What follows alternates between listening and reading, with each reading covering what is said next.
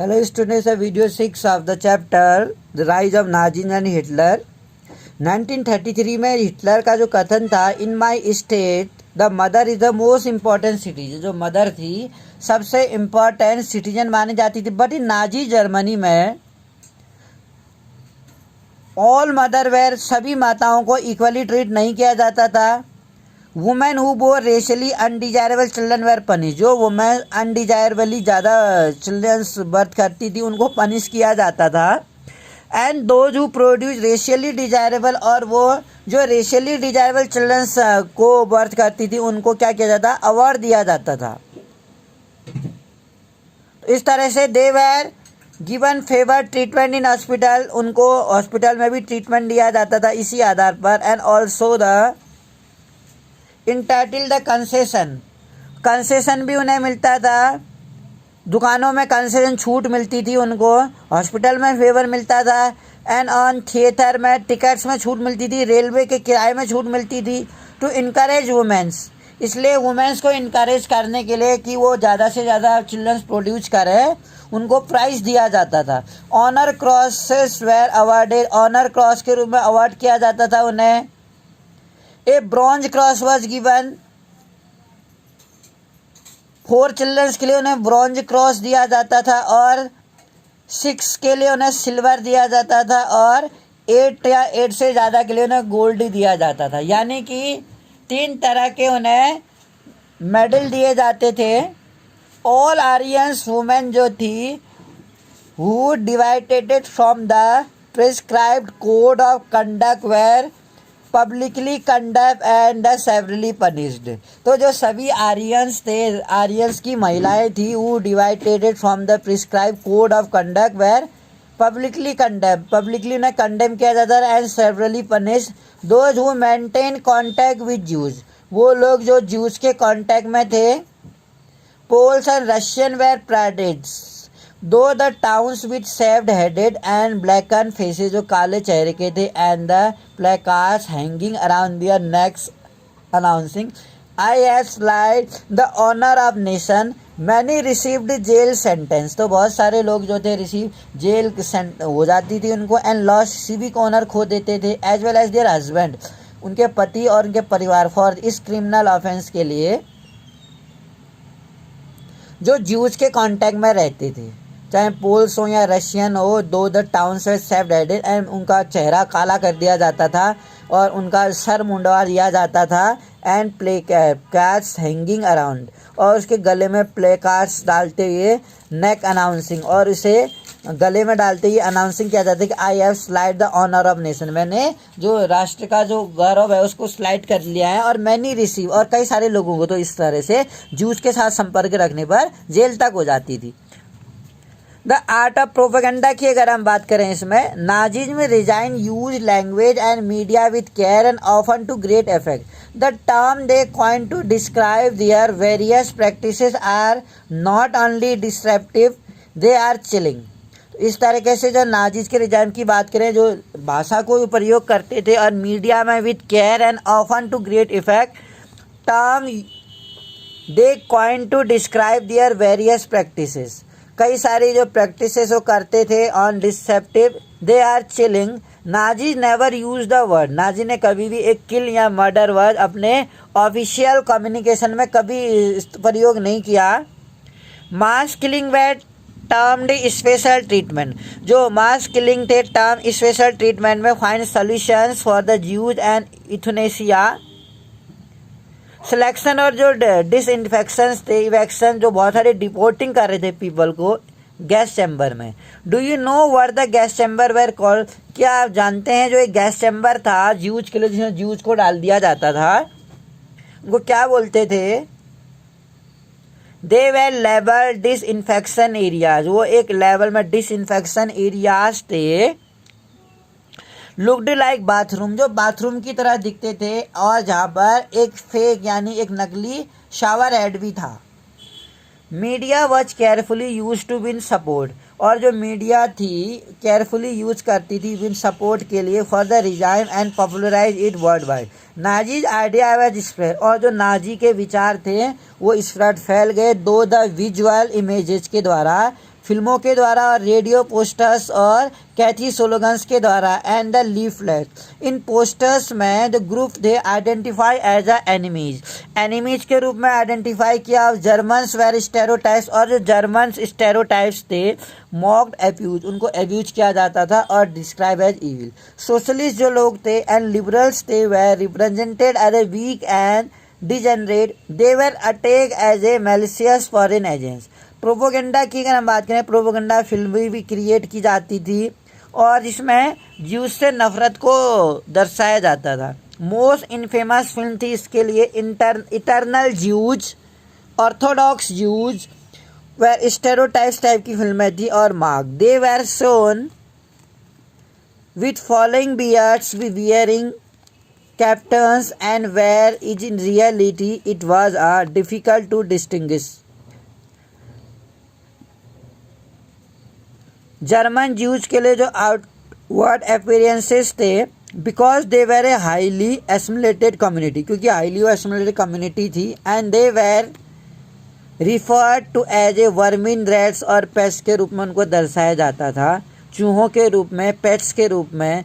There movement, और जो उनका मूवमेंट था were the compare to those of rodent. Nazism worked on the mind of people, Nazism ने क्या किया, माइंड, लोगों के माइंड में, पीपल के जो उसमें वर्क किया, and the trap their emotions, उनके इमोशंस को ट्रैप किया, and turn their hatred and anger to those marked at undesirable.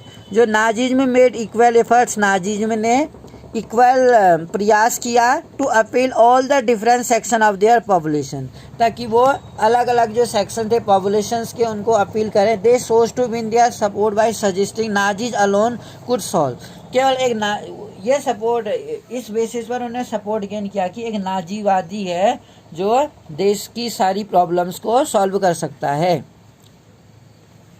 Nazis का एक पोस्टर दिखाया था, नाजीज पोस्टर अटैक, जिसमें ज्यूज पर अटैक करते हुए दिखाया जा रहा है कि किस तरह से कैप्शन फ्रॉम रीड्स जो है money is the god of Jews, जो मनी है वो ज्यूज का भगवान है। In order to earn money he commit the greatest crime, और पैसा कमाने के लिए जो ज्यूज हैं वो कुछ भी अपराध कर सकते हैं। ही डज नॉट रेस्ट, वो तब तक आराम नहीं करते हैं until he can sit on a big sack of money, जब तक वो एक पैसे के बड़े बोरे में नहीं बैठ जाते, until he has become the king of money, और जब तक वो पैसे के राजा नहीं बन जाते। तो इस तरह के पोस्टर शो करके उनकी जो बुराइयों को दर्शाया जाता था।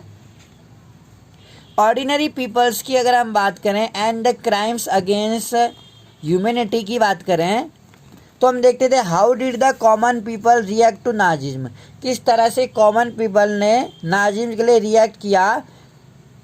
मैनी सॉ द वर्ड दो Nazis idea and spoke their mind in their Nazi language, तो इसमें से बहुत सारे लोगों ने क्या देखा, द वर्ड दो नाजीज नाजीज के ideas and spoke their mind, और अपने माइंड से बोला। और नाजी की जो भाषा थी, दे फेल्ट, उनका एक गुस्सा नज़र आता था, anger search inside them when they saw someone who looked like a ज्यू, जो ज्यूज की तरह दिखते थे। दे मार्क द हाउसेस, उन्होंने उनके घरों में चिन्ह किया of Jews can reported suspicious, और एक संदेहात्मक पड़ोसी के रूप में उसको अंकित किया गया। एंड दे जेन्युइनली बिलीव्ड, और ये यकीन माना गया कि नाजिज्म वुड ब्रिंग प्रॉस्पेरिटी, जो नाजिज्म है जरूरी देश में संपन्नता लाएगा, एंड इम्प्रूव जनरल वेलबींग्स।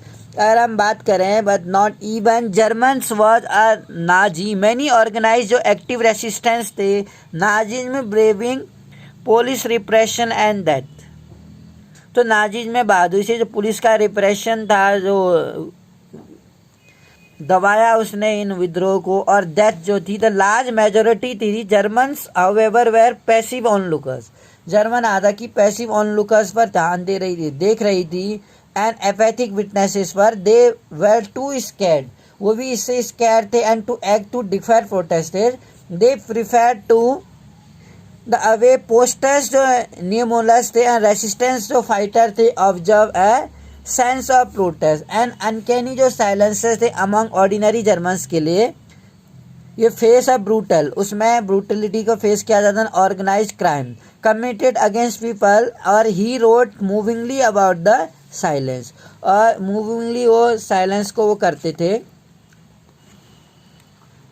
तो when Jews felt in Nazi Germany, Jews ने जब ये महसूस किया इन नाजी जर्मनी में, जो डिफरेंट स्टोरी ऑल टुगेदर जो थी, अलग अलग जो कहानी थी एक साथ देखी जाती थी, जो शार्लट ब्रेडेड थे स्क्रैटली उन्होंने क्या किया, रिकॉर्ड किया पीपल्स के सपनों को अपनी डायरी में एंड लेटर पब्लिश देम, और उसके बाद ने पब्लिश किया हाईली डिस्कंसर्टिंग बुक में called the Third Reich of Dreams कहलाता है। She describe how Jews themselves begin believing in the Nazis stereotype about them. उसने ये डिस्क्राइब किया, वो डिस्क्राइब की हाउ ज्यूज कैसे अपने आप को began believing in the Nazis stereotypes, जो नाजीज के स्टेरियोटाइप्स थे उसके बारे में बताता है। They dreamed of their hooked nose, कि उनका किस तरह का हुक्ड नोज था और काले बाल थे और आंखें थी। Jews looks and body movement, Jews body movements को देखते हैं and the stereotypes image publicly Nazis press, Nazis की प्रेस में ज्यूज को हंट किया जाता था।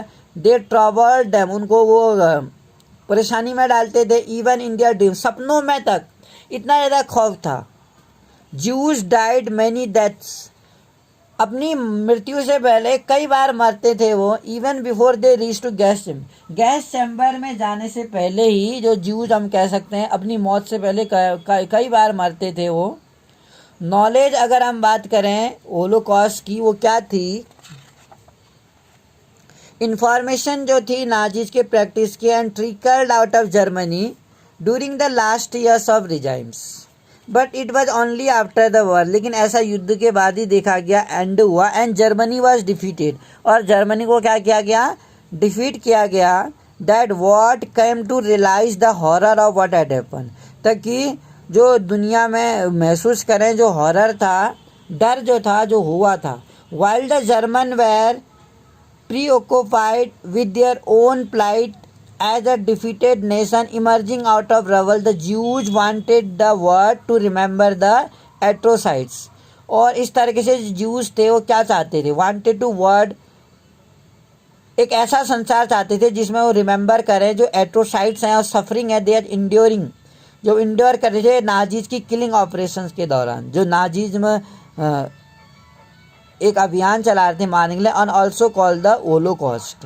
Eight it hide a ghetto inhabitant it had said to another that he wanted to outline the works, तो इस तरीके से at is hide a ghetto inhabitant हुआ and said to another that he wanted to outline and war just for half an hour, जो presumably he means that he wanted to be able to tell, वह एक बताने में समर्थ थे कि word about what had happen, कि Nazi की जर्मनी में आखिर हुआ क्या था। इंडोमिटेबल स्पिरिट जो थी, wear witness and to be preserve the documents can be seen, और इसलिए डॉक्यूमेंट्स को देखा जाता था, can be seen in the many ghetto and camp. Inhabitant who wrote diaries, kept notebook रखते थे and created archives. On the other hand When the war seemed lost, जब यह युद्ध खत्म होता हुआ दिखता था, नाजीज की जो लीडरशिप थी distributed petrol to its functionaries to destroy all incriminating evidence available in office. ये the history and memory of the holocaust, जो हिस्ट्री थी और जो मेमोरीज थी होलोकॉस्ट की, live on its memoirs fictions में और डॉक्यूमेंट्री पोइट्री में दिखती थी। And the museums in many part of the world today में they are the tribute to those who resisted it, the embarrassing reminder के रूप में देखे जाते थे, and who collaborate and the warning to those, और उनके लिए एक वार्निंग था, दो इसको एक साइलेंस के रूप में देखा करते थे।